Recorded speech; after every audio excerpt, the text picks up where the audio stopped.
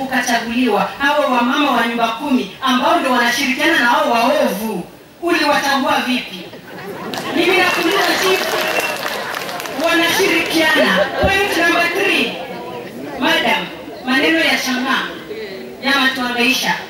Lakini hao wamama wa Nyumba Kumi, sasa leave alone chief, hiyo chief hawezi chua.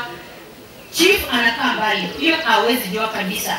Hao wamama wa Nyumba Kumi hawanywi Chang'Aa, lakini unawapata kwa ile nyumba yenye inauza Chang'Aa tangia asubuhi hadi jioni. Wanafanya nini huko?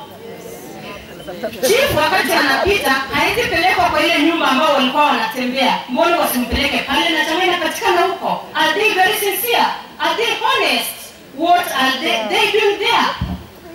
Point number 4, and the last point, chief, ninakuomba mbele ya madam, just at the government of Kenya, hata president akipata cabinet yake imekaa mbaya and reshuffle the cabinet, ninakuomba kindly reshuffle hawa mama wa Nyumba Kumi. Kazi haifanyiki hivyo, kazi haitendeki hivyo. Uhalifu hautaisha kama wanaingia kwa ile nyumba, wanashinda pale, wanapokea kitu kidogo na hiyo shida inaendelea.